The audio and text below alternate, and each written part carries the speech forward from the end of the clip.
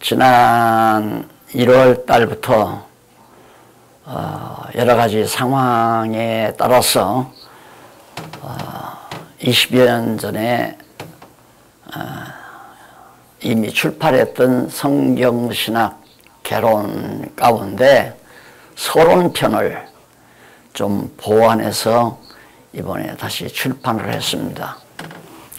그 이유는 지난번에도 말씀을 드렸지만 그동안 저는 이제 우리 장안중앙교회를 섬겨오면서 같이 몸담아 수고하고 애쓰는 성도님들에게 시종일관 성경을 가르치고 또 성경신학적인 논리를 잡아서 정리를 해서 가르쳐 왔습니다. 그런데 그냥 막연히 가르치고 하나님의 부르심을 만약에 받는다고 한다면 귀로 들었던 것은 자꾸 잊혀져 갈 수도 있고 들은 말씀을 체계적으로 잘 오래도록 기억한다는 것은 한계가 있는 거거든요. 그래서 이제 구전이라고 하는 것은 어느 정도 한계가 있기 때문에 하나님께서도 인간들의 구전을 통해서 진리를 전달한 것이 아니라 성령의 감동을 통하여 기록으로 남겨 성경을 오늘에까지 우리에게 허락해 주신 겁니다. 그래서 저도 가르쳐온 자로서 성도들에게 책임도 있고 그래서 가르치는 자의 책임을 다하기 위해서 가르쳐온 내용들을 책으로 써서 총서를 다 출판하기에 이른 거죠. 그런데 이 성경신학 개론은 사실상 성경 강론을 쓰기 전에 성경 전체의 윤곽을 다 어느 정도 깨닫고 아하, 성경이란 바로 이런 목적으로 이런 논리적 구조에 의해서 기록된 것이 성경이구나 하는 것을 성경신학 개론을 통해서 이미 밝혀놓고 이제 결론을 써놓고 강론을 쓰기 시작한 겁니다. 그러다 보니까 이제 강론 한 20여 년 동안 강론을 쓰면서 문맥도 좀 더 다듬어지고 문장도 정리되고 그리고 그 주제들도 좀 심플하게 가다듬고 그러다 보니까 성경신학 개론도 조금은 손봐야 될 상황도 있었지만은 그것보다는 갑자기 이제 현재 목사님들도 그렇지만 목사님들뿐만 아니라 신학자들까지라도 이 성경신학에 대해서 관심을 갖기 시작하고 성경신학을 구체적으로 소개받기를 원하는 분들이 많이 있지만은 그것을 천상 저밖에는 할 수 없는 그런 입장이 있기 때문에 우리 성도님들이나 또 목사님들도 손쉽게 성경신학이란 이런 것이다 라고 소개하기가 그렇게 간단하지를 않잖아요. 그 기껏해야 뭐 원약 성취 섭리사 성경은 원약 성취 내용으로 되어 있다. 3대 언약이다. 무슨 하나님 나라 언약이다. 이런 지엽적인 내용들에 자꾸 사로잡혀서 토론이 벌어지고 시간을 낭비하고 이런 경향이 많이 있더라고요. 그래서 어차피 기존의 그 학문적 습관으로는 그럴 수밖에 없다. 왜 그러냐면 기존의 세속학문 또 기존의 신학이라고 하는 것이 사실은 귀납적 방법으로 연구해 가거든요. 귀납적 방법. 예, 지엽적인 것을 통해서 그것을 줄기를 잡고 가지를 잡고 줄기를 잡고 그 다음 근본을 찾아가는 그런 귀납적 방법으로 연구를 해가기 때문에 그 자잘부리한 지엽적 내용에서 토론들을 벌릴 수밖에 없는 거죠. 그건 어떤 의미에서 시간 낭비예요. 그런데 종교진리라고 하는 거, 종교적인 진리, 절대 진리죠. 일반 학문 세계에서는 그건 상대적인 진리라고 한다면 이 기독교 진리, 성경 진리는 절대적인 겁니다. 왜 그러냐면 하나님께서 정의해 놓은 것이기 때문에 우리가 그것을 바꿀 수도 없고 새롭게 가다듬을 수도 없고 그냥 성경 자체 안에 붙박혀 있는 논리체계 그대로를 우리가 파악해서 알아가지고 그 성경이 말하는 하나님에 대한 진리를 통하여 연역적 방법을 통해 연구해 가는 것이 바로 신학의 올바른 연구 방법이죠. 그러니까 아주 쉽죠. 근본을 알고 근본을 알면 잔뿌리를 찾아가기가 쉽고 그 다음 잔가지도 찾아가기가 쉽지 않아요. 처음에 이제 뿌리와 그 줄기가 딱 합쳐진 근본이라고 해요. 뿌리 근, 줄기 근본 해서 그게 바로 뿌리와 처음 근본, 여기 이제 하나의 진리의 구루터기인데 거기서부터 가지가 뻗고 뿌리가 뻗고 가지가 뻗고 그러면서 이제 계속해서 중간가지 더 가지에서 아주 작은 지엽적인 가지까지 뻗으면서 이제 이파리를 피고 꽃을 피고 열매를 맺는 것이 나무이듯이 진리체계도 마치 그렇습니다. 신관이라고 하는 성경이 하나의 뿌리라고 한다면 성경 속에서 본이 나온 거예요. 성경이 근이고 근본이고 금이고 성경신학은 본입니다. 그러니까 뿌리에서 이제 솟아난 거죠. 이제 그대로.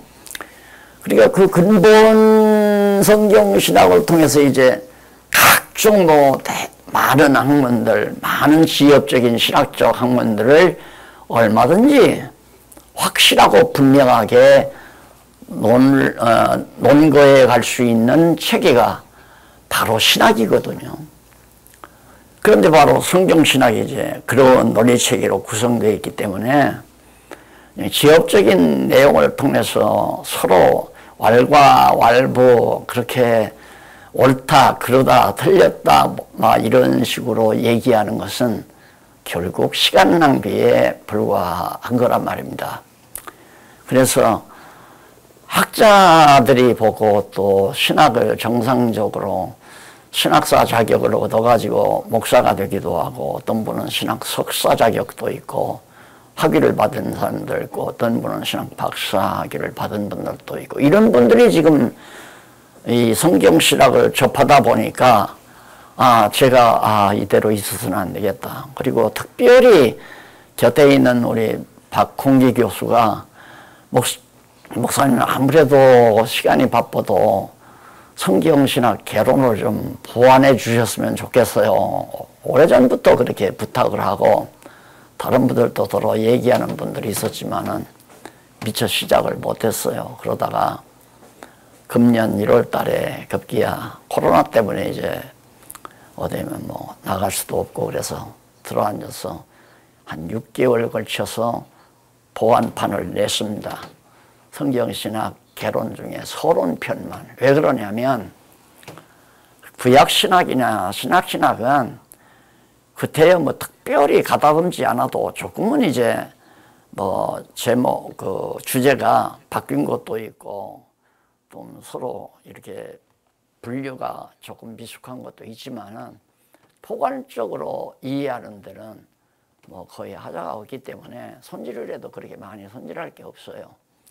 그러나 이 성경신학 개론은 우리 성도님들을 대상으로 썼기 때문에 그냥 내 자신의 신앙 고백적 차원에서 편안하게 읽으면 알 수 있도록 그렇게 좀 쓰려고 노력을 해서 썼습니다. 그런데 이것이 정상적으로 이제는 학문으로 등재가 되고요. 이제 성경신학이라는 이 자체를 통해서 지금 과거에 강남노예 목사님들 가운데 박사학위를 받으신 분들이 한 100분 돼요.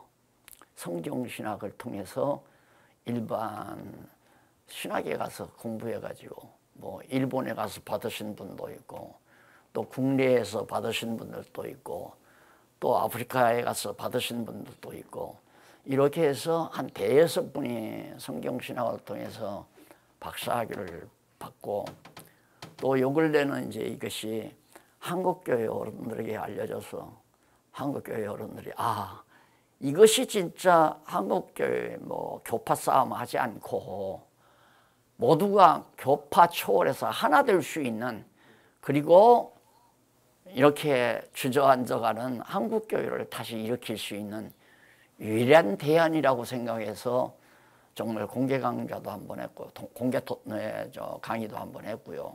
대안을 제시한다 해서, 그러니까 한국교회 지도자, 기독교 지도자 협의회 주최로 그렇게 이제 코리아나 호텔에서 했던 거 아마 기억나실 거예요. 그런데 그걸로 끝낸 것이 아니라 지금 국제 사이버 신대원을 설립을 그 어른들이 해서 지금 이걸 가지고 한국교회 모든 목사님들 한번 좀 다시 한번 서로 신학을 할 수 있고 이 성경 신학으로 재무장할 수 있는 계기를 만들고, 그리고 다음 세대의 한국교회 지도자를 양성하는 것만이 한국교회를 재건하는 길이다 해서 그렇게 애를 쓰고 있을 뿐만 아니라 해외 정규 일반 대학에서, 정규 종합대학에서 이것을 성경신학을 그 신학대학에 정규 대학, 그러니까 대학교, 종합대학교 신학대학의 메인 신학으로, 그러니까 주체적인 신학으로 그렇게 받아들이겠다고 지금 어제 그 학교 총장님이 내한하셔서 방문해가지고 그걸 노골적으로 말씀을 하시더라고요. 예, 그런 얘기가 전부터 있어가지고 이거 빨리 준비를 해야 되겠다 해서 이번에는 좀 학문적인 색깔을 좀 많이 뗐습니다. 뭐 내용이 달라진 건 아니고 학문적으로 좀 내용을 이렇게 좀 보완을 했죠.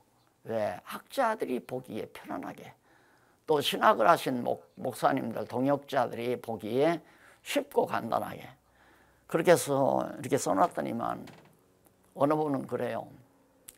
문장 하나하나가 여러 가지 개념들이 다 담겨져 있어서 그냥 무슨 얘기책이나 소설책 읽듯이 읽어서는 안 되겠더군요. 그래서 이걸 몇 번을 거듭해서 읽고 살폈다고 하는 얘기를 하고요. 또 어느 분은 이 문장 하나하나가 논문, 박사 논문 한 편 한 편이라고 그렇게 평가하는 분들도 있고, 그래서 저는 그 얘기가 과장된 얘기가 아니라 사실이라고 그렇게 생각을 해요. 왜냐하면 제가 총신 다닐 때 구약학 교수가 새로 미국에서 학위 받아가지고 오셔가지고 새로 부임을 하셨어요. 근데 자기가 구약학 박사학위를 받았는데 학위 논문이 뭐냐면 창세기에 날이라고 하는 말이 히브리 말로 이옴이라고 그러거든요. 이옴이라는 말인데 그 글자 단어 하나 연구해서 그것이 24시간이라고 정리를 했더니만 학위를 받았대요. 그러니까 단어 하나를 연구해서 박사학위를 받는데 성경신학 개론 서론편에 나오는 문장, 그게 문단도 아니고 하나의 문장, 수어, 주어, 동사, 보어, 목적어 해서 하나의 문장이 나오잖아요. 그 문장 하나가 박사 논문 하나를 충분히 쓸 수 있는 그런 내용들이 담겨져 있다. 과장되다고 혹시 생각할지 모르지만 제가 그런 말에 내가 조금도 좀 과장된 얘기가 아니다, 옳게 보셨구나, 이렇게 내가 공감하고 지내요. 그래서 이런 얘기를 저자인 제 자신이 지금 하기가 참 인간적으로는 참 쑥스러워요. 내가 좀 안 하고 다른 분들이 좀 했으면 참 좋겠다 해도 자꾸만 일단은 목사님이 한번 해줘요. 저자가 한번 해주셔야 된다, 그래서 특히 우리 방송국 일을 저렇게 봉사하시는 장로님이 이걸 과목을 딱 정해가지고 계약을 하면 목사님들에게 이걸 합시다 하는데 내가 나 안 할래요 할 수도 없고, 안 하면 그 다음부터는 이제 장로님도 나도 안 할랍니다 하면 어떻게 해요. 그래서 장로님이 하자는 대로 그냥 순종하는 마음으로 오늘 이 강에 나와서 이렇게 이야기를 하게 됐습니다. 그런데 미리 책을 제가 살펴가기 전에 미리 말씀드리고 싶은 건 뭐냐면, 우리가 외정시대 공부를 주입식 교육을 받아가지고 우리나라 학교 교육이 지금까지도 아직도 주입식이에요. 그냥 한 사람이 교단에 서서 자기 하고 싶은 말 다 하고 가리키는 거 다 얘기하면 학생들은 무조건 그게 옳다 그러다 판단할 게 없어요. 선생님이 말하면 무조건 그대로 답습을 해야 돼요. 그게 주입식이거든요. 내가 말하면 그대로 받아서 시험지에다 그대로 써야. 그걸 이제 사실 제가 신학교 총신연구원에 입학을 해서 3년을 했거든요. 그 연구원 과정은 학사 과정도 아니고 신학사 과정 아니에요. 학사를 해야 신학사를 하지 않습니까? 근데 신학사 과정에서 공부할 때도 그렇고 학사 과정인 소위 성서대학, 지금은 성서대학이죠. 성서대학 다닐 때도 암기를 시켜요. 교수가 말한 걸 그대로 받아 쓰게 만들고, 때 묻은 노트 가지고 가서 불러주면 그대로 받아 쓰게 하고. 그래서 한국교회가 신학적 발전이 없는 거예요. 이게 그건 말이 안 되는 거죠. 그래서 공부는 그렇게 노트를 당신 혼자 가지고 있지 말고 그걸 책으로 정리해서, 나는 과거에 학교에서 이렇게 공부해 내가 이렇게 학문을 정리했다, 그러니까 내가 이걸 가르치겠다고 학생들에게 책을 나눠주고 책 읽고 연구해라. 그래야 연구생이 되는 거 아니에요. 그냥 초등학교나 중학교 같으면 강의를 들어야 되지만은 연구는 안 그렇습니다. 연구하는 교수가 쓴 책 보고 책을 통해서 읽고 연구를 하는 게 그게 연구생이거든요. 그러니까 당연히 우리 동역자 목사님들도 과거 4년 동안 우리가 좀 왕성교회에서 할 때 그렇게 하고 싶었지만 갑자기 뭐 우리나라 신학교에서도 신학대학에서도 그래 본 적이 없는데 그게 목사님들에게 무리겠다 싶어서 그냥 4년 동안 죽으라고 하루에 대여섯 시간씩 그렇게 강의를 제가 일주일에 한 번씩 했습니다. 그래서 이번에 이렇게 우리가 교회에서 다시 이걸 금년에 시작을 해가지고 할 때 이번에는 그렇게 해야지 했더니만 이 코로나 때문에 일단 같이 만나니까 토론을 못 하잖아요. 그래서 할 수 없이 또 뭐 강의를 한 학기 동안 했잖아요. 지난 학기에 무엇인가 네 권을 다 강의를 했죠. 해달라고 그래서 무엇인가 해달라고 그래서 이번 학기도 지금 11월까지면 9월, 10월, 11월 석 달 동안 강의를 해왔는데, 이거 한 권이면 이거 한 권 가지면 뭐 석 달 동안 강의하죠. 그래서 이거 어떻게 하나 싶어가지고 생각을 하다가 오늘 2시간을 하는데, 첫 시간은 제가 일단은 이 책의 어느 부분까지 몇 페이지까지 제가 그 윤곽을 말씀을 드리고 그 내용에 대해서 우리 목사님들하고 이렇게 토론을 했으며, 그렇게 지금 생각을 해서 목사님들의 의견을 좀 들어보려고 생각을 했습니다. 그렇게 생각을 했더니만 우리 김장로님이 요거요, 목사님들이 지금 거기에서 핸드폰에다 대고 말씀을 하면 내가 이것만 끼면 목사님들이 질문하는 거 토론하는 내용이 다 들려요. 이걸만 끼면. 그래서 이따 두 번째 시간 목사님들이 합의하시면 두 번째 시간은 목사님들과 오늘은 첫날이니까 대충 이제 좀 가벼운 대화를 주고받고요. 다음 시간부터는 만약에 하게 되면 다음 시간부터는 몇 페이지까지 철저히 목사님들이 읽고 연구해서 거기에서 의문나는 것이라든가 아니면 반론이 있다든가 문제가 잘못된 것이 있다든가 이런 것들을 솔직하게 내놓고 한번 토론하는 고도의 연구 작업이죠. 고도의 연구 작업. 이걸 우리 한국교회 목사님들이 앞서서 좀 분위기를 만들어 갔으면 하는 바람에서 꼭 좀 제가 지금 말씀드리는 대로 같이 공감을 하셔서 첫 시간 마치고 그 다음 시간 우리가 그 문제에 대해서 그냥 담소하고 토론하고 거기서 최종적인 합의를 거치면 다음 시간부터는 이제 그런 방법으로 공부하도록 그렇게 해 가보도록 했으면 그렇게 제가 마음의 소원을 가지고 있습니다.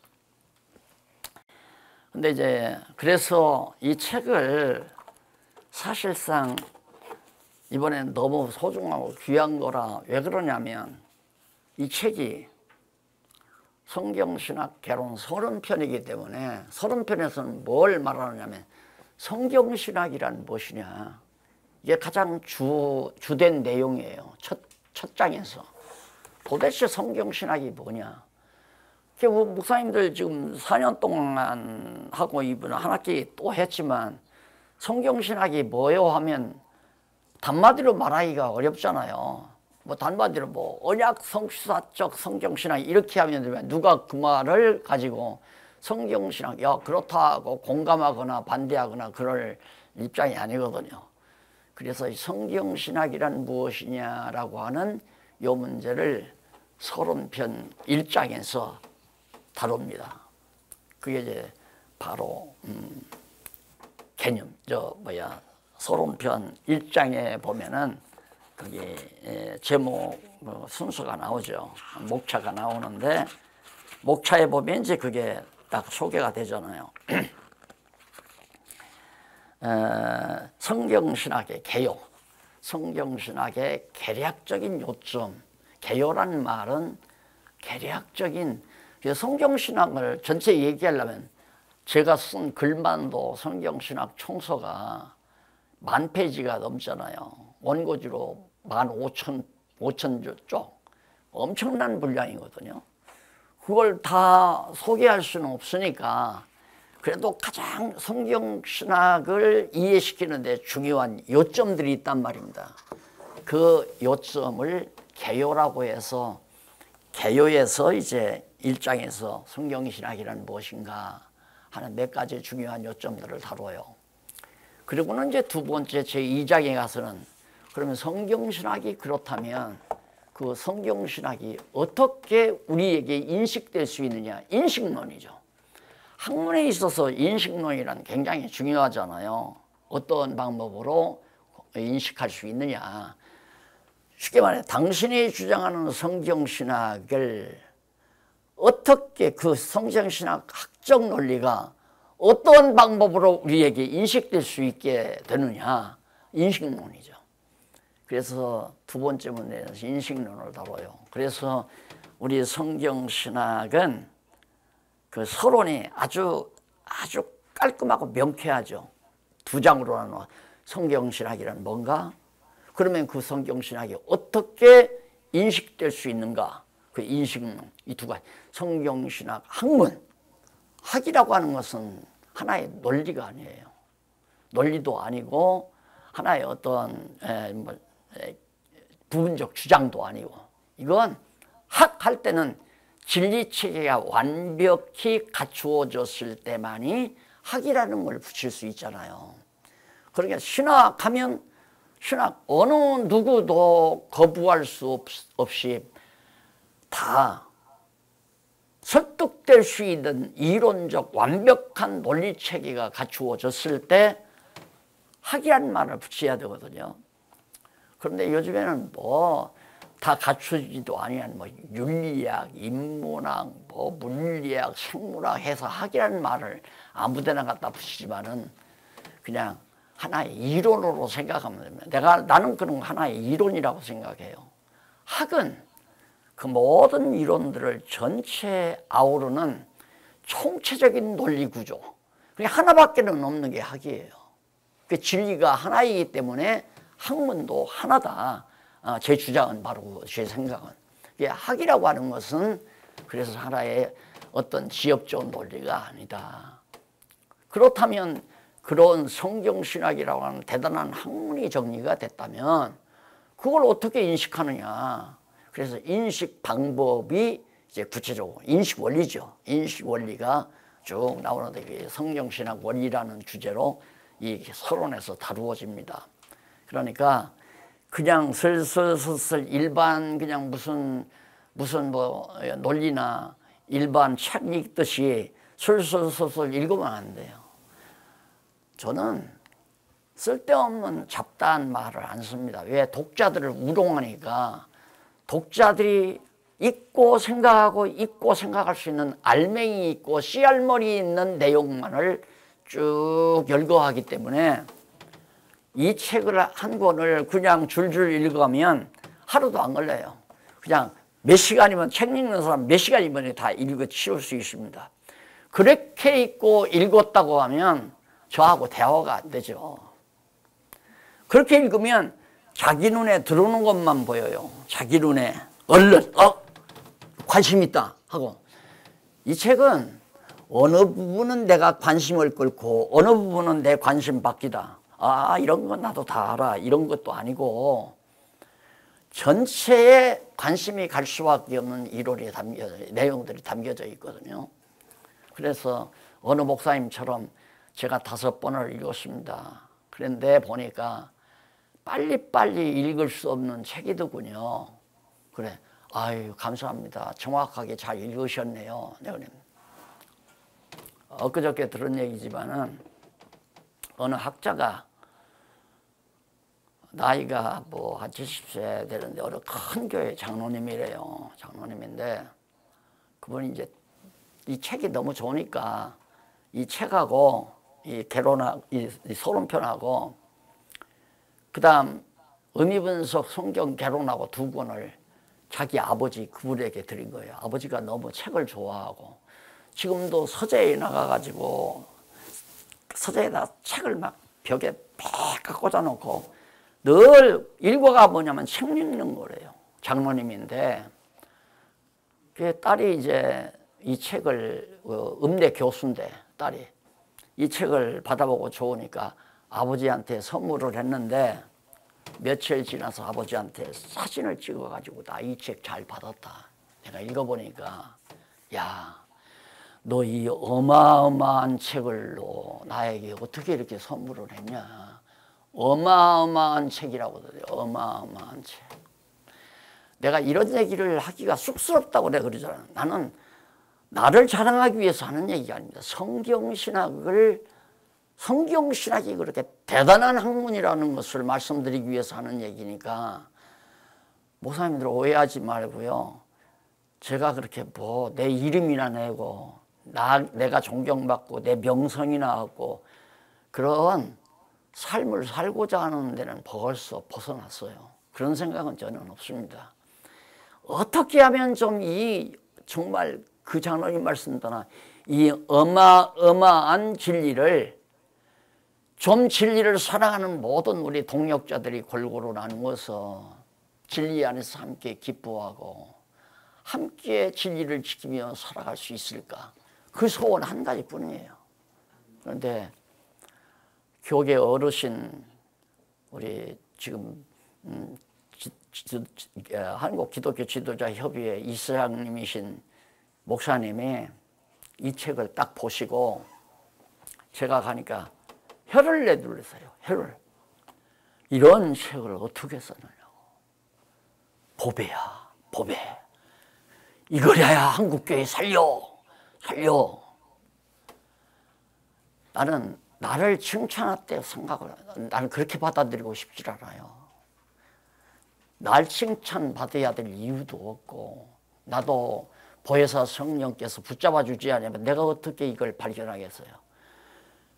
과거에 왜 히스기야 시대에 보면 교회 성전 청소하다가 요아스 때인가요? 요아스 때. 성전 청소하다가 구석에서 먼지에 쌓인 성경을 발견했잖아요. 토라. 예. 율법서를 발견했단 말입니다. 그걸 발견하고서는 완전히 개혁이 일어났잖아요. 요시야 왕 때. 요아스 왕 때. 제가 바로 그거예요. 내가 무슨 청소하든 어떻게 하면 좀 깨끗하게 될까 하고 청소하고 싶어서 이렇게 청소하는 청소부나 같은 존재였는데 청소하다가 성경 안에서 이 놀라운 보화를 발견한 거지 내가 연구해서 창안해낸 게 아니에요. 그냥 있는 거 그대로 발견한 거지. 그래서 그 말을 성경 자체에 붙박여 있는 논리다. 그렇게 제가 학문적으로 표현해요. 성경 자체 안에 그대로 그 성경신앙 논리가 그대로 성경 안에 붙박여 있어요. 그 순서대로 쫙. 그래서 창세기부터 요한계시록까지 완전히 관통이 되잖아요. 그래야 진리죠. 그래야. 그런데 하나의 비유를 들자면 자동차 회사가 하청을 줘요. 피스톤은 어디서 만들고 뭐는 어디서 말고 악셀레터는 어디서 만들고 차바퀴는 어디서 만들고 전부 위에 덮는 거 덮개들은 다 어디서 만들고 다 하청을 다 주잖아요. 정확하게 사이즈 설계를 하고 맡긴단 말입니다. 그러면 하청업자는 자기 맘대로 만들면 안 되잖아요. 설계된 대로 꼭 그대로. 그래 만들어가지고 갖다 납품하려고 가가지고 조사관이 딱 조사해보면 자수가 들이면 그냥 다시 이거 너무 길이가 1mm 길다. 내가 보라 여기 몇 mm라고 했는데 당신 5mm라고 하는데 6mm 했잖아. 바꿔서 다시 원 설계대로 그렇게 해야 되는 거예요. 그러니까 성경은 다 딱 각 하청업체에게 맡긴 것들을 모아서 맞추면 차가 굴러가잖아요. 그게 딱 들어맞으니까. 그런데 그런 부속품들이 하나라도 제자리로 맞지 않으면 차는 굴러갈 수가 없어요. 성경에는 그렇게 돼 있다고 보여요. 성경이 그렇게 돼 있더라. 모든 분들은 지금까지 성경 연구가 역사 이래 66권이라 해서 창세기는 네가 하고 출애굽기는 네가 하고 구약 역사서는 네가 하고 너는 신약 전공하고 너는 구약 전공하고 너는 로마서 전공하고 다 하청됐단 말이야. 다 대학에서 신학대학에서 이제 하청을 줘가지고 만들어 오면 맞출 수는 없어요. 그럼 만들어 오면 그럴듯하면 야 그럴듯하다. 둥글게 만들어서 이건 바뀝니다 하고 갖다 주면 그냥 딱 합격해서 전부 박사학위 줘버렸는데 그게 맞추면 차가 굴러가느냐 이거죠. 안 돼요. 그걸 못해서 지금까지 신학자들이 머리가 터졌잖아요. 여러분, 목사님들, 제가 이 책을 딱 썼는데 우리 박홍기 교수가 많이 수고를 했거든요. 2번이나 교정을 보고 또 교정팀에서 한 서너 번 보고 나는 과거에는 그냥 써서 그냥 남겨버리고 말아요. 교정해서 출판하라고 대부분. 근데 이번에는 학자들에게 가고 또 특별히 신학을 하신 목사님들에게 간다 싶으니까 내가 글자 하나라도 단어 하나라도 내가 잘못 선택은 안 된다 싶어가지고 교정 오면 또 내가 또 교정 보고 또 교정 보고 또 정리해서 6개월 동안 그렇게 해서 이 책을 낸 겁니다. 그게 지금 무슨 얘기냐면 이렇게 해서 서론을 떡 내니까 우리 박 교수가 막 철학하고 신학 박사 하면서 책 엄청 많이 봤잖아요. 그러니까 전통신학에서 신학 서론이라는 것이 어떻게 돼 있다는 거 다 안단 말입니다. 그런데 목사님이 성경신학 서론을 쓰는 거 보니까 아주 너무 심플하고 간단하게 쓰니까 이렇게 써도 되나? 이거 보니까 너무 분명하고 좋기는 한데 전통적인 학자들이 그렇게 안 썼단 말입니다. 복잡하죠. 서론 자체가 막 지저분하고 그냥 산발적이고.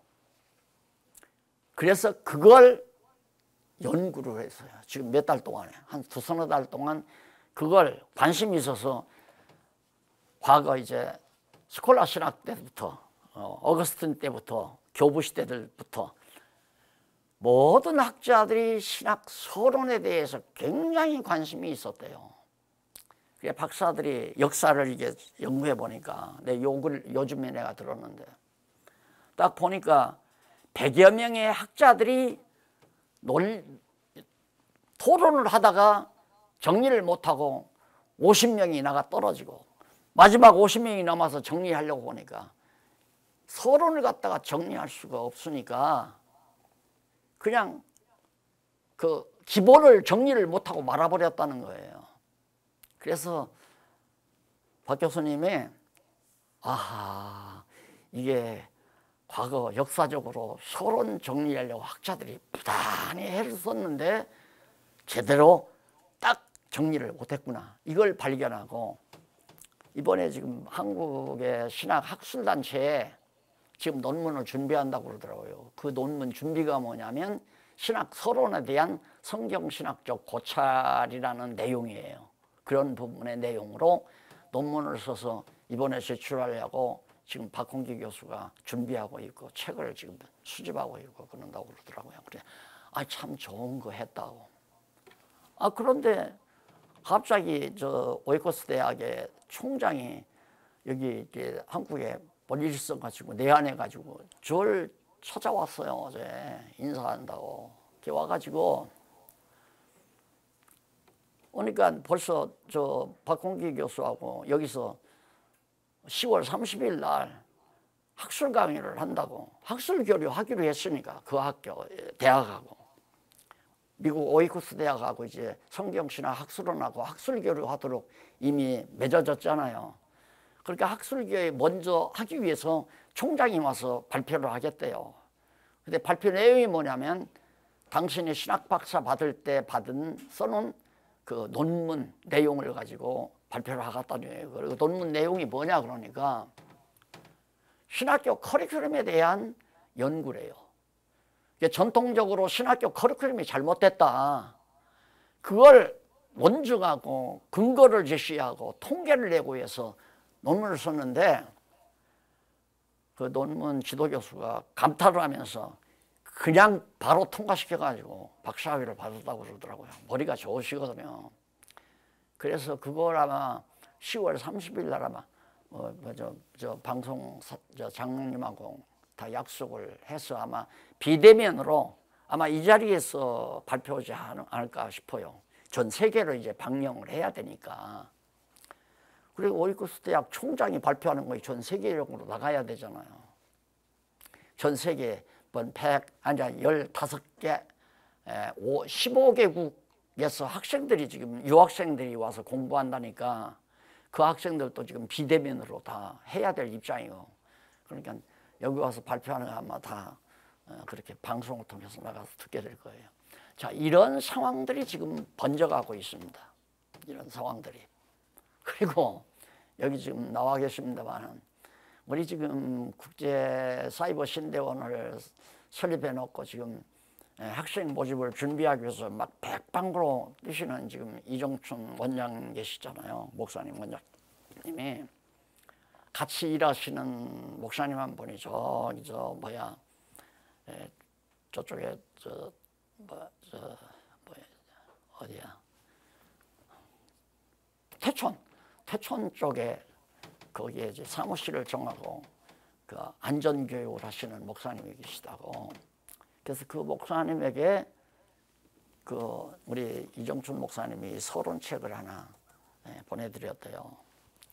받고는 너무 좋아서 밤새면서 소리내면서 읽었다고 그러더래요. 소리내면서. 그 얘기를 하시면서 날들어 거기를 가자는 거예요. 한번 가서 봅시다. 그래, 난 너무 좋아가지고, 야, 이거 목사님들이 너무 좋아하시는구나. 그래서 좀 사정도 듣고 싶고 그래서 이제 같이 갔어요. 갔더니 벌써 완전히 그냥 성경신학자 다 된 것처럼 얘기를 하시더라고요. 그게 너무 좋아가지고 뭐 이것저것 얘기하시는데 내가 말 꺼내면 얘기가 길어질 것 같아서 내가 한번 부탁만 했어요. 목사님, 성경신학이 그렇게 좋으신 거 그래도 개론적으로라도 알고 싶으시면 사이트에 들어가시면, 성경신학 학술원 사이트에 들어가시면 바로 성경 의미분석 성경 개론 강의가 30시간 강의가 있습니다.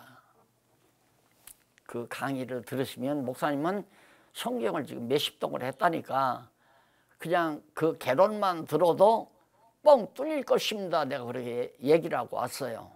그랬더니 그 목사님이 그걸 찾아서 공부를 하시고는 목사님에게 연락을 해서 이정춘 목사님에게, 원장님에게 연락을 해가지고 너무너무 좋다고, 너무 좋다고 감탄을 하시면서, 그런다고 날대로 또 한 번 가자고 그러는데 오늘 가기 때문에 지금 못 가서 도리어 목사님이 지금 여기 오셔서 저 앉아서 지금 같이 강의를 듣게 됐네요. 근데 내가 왜 이런 얘기를 하느냐면, 목사님들 우리 시간 많지 않잖아요. 하나님께서 우리를 이 땅에 머물러 두시는 시간이 몇천 년도 아니고 몇백 년도 아니고 많아야 50대면 4, 50년 남았을 거고 60대면 3, 40년, 100살이라고 한다면 우리 대부분 그저 3, 40년 많이 남았으면 그 안에 우리 철저하게 내가 연구해서 교재 있으면, 책 있으면 책 갖고 연구해야지 자꾸 저자들어 강의를 해달라면 다 늙어가는 나도 기진맥진해서 기 빠져버리면 내가 감당할 수가 없잖아요.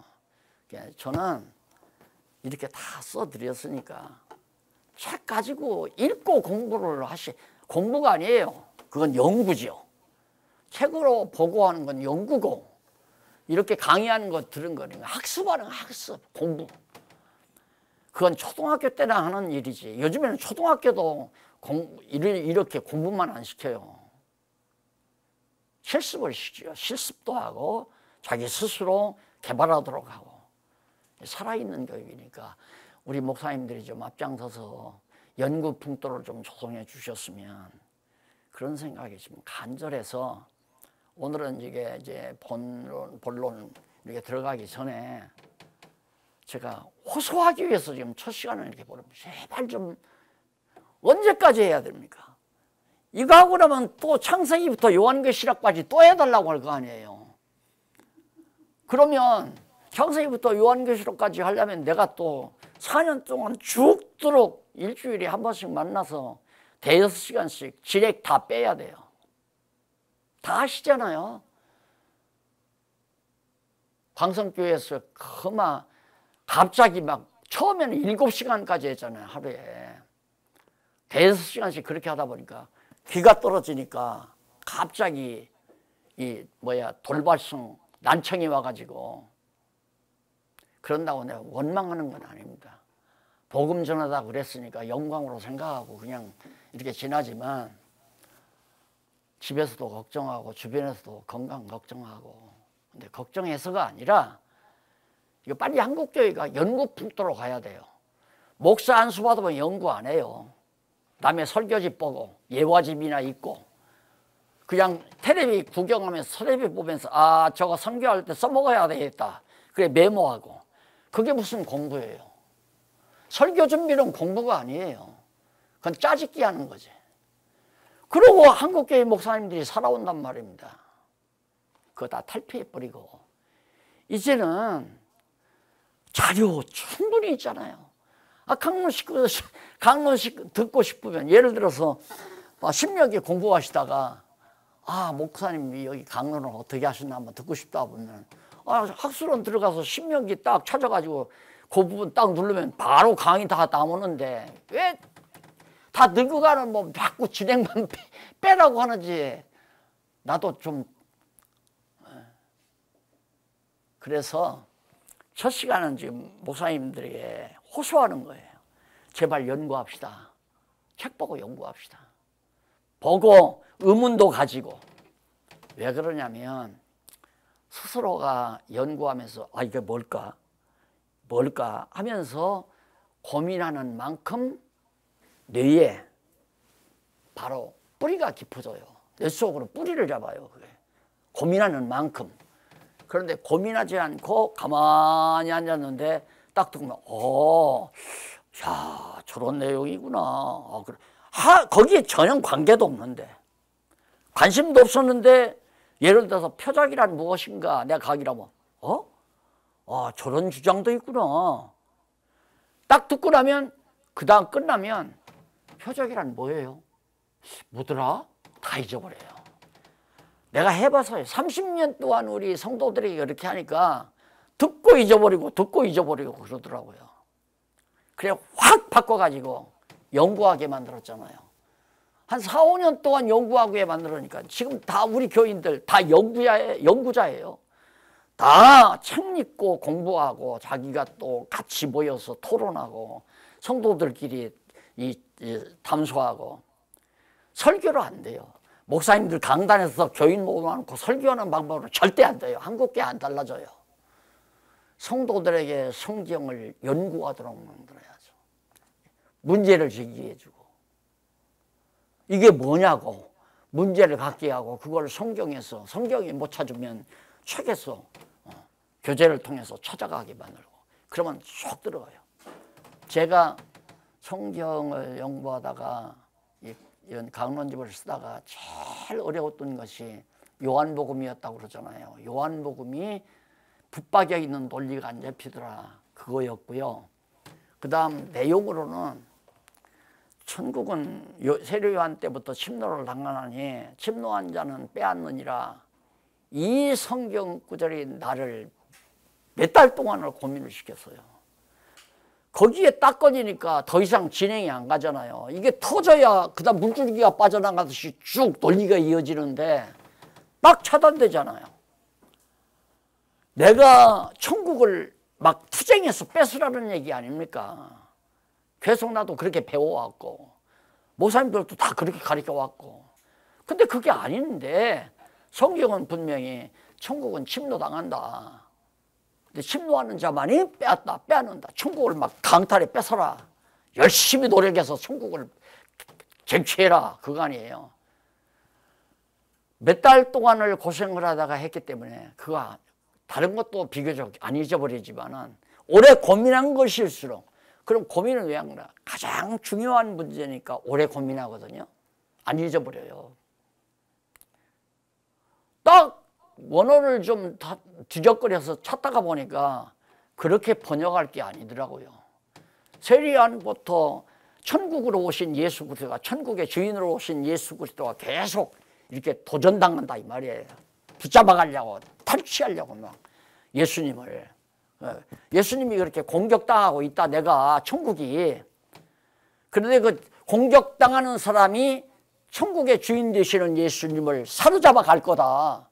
그리고 예수님이 붙들려 가서 십자가에 못 박혀 죽일 것을 미리 말씀한 내용을 번역을 그따위로 해놔가지고 몇 달 동안 고생하게 만들잖아요. 그러니까 고민을 하니까 안 잊어버리는 거죠. 목사님들 편하게만 공부하려고 하면 안 돼요. 학자가 안 돼요. 우리 총신 표 중에 하나가 뭡니까? 박형영 박사님 마누라. 첫째, 학자가 되라. 학자가 되라.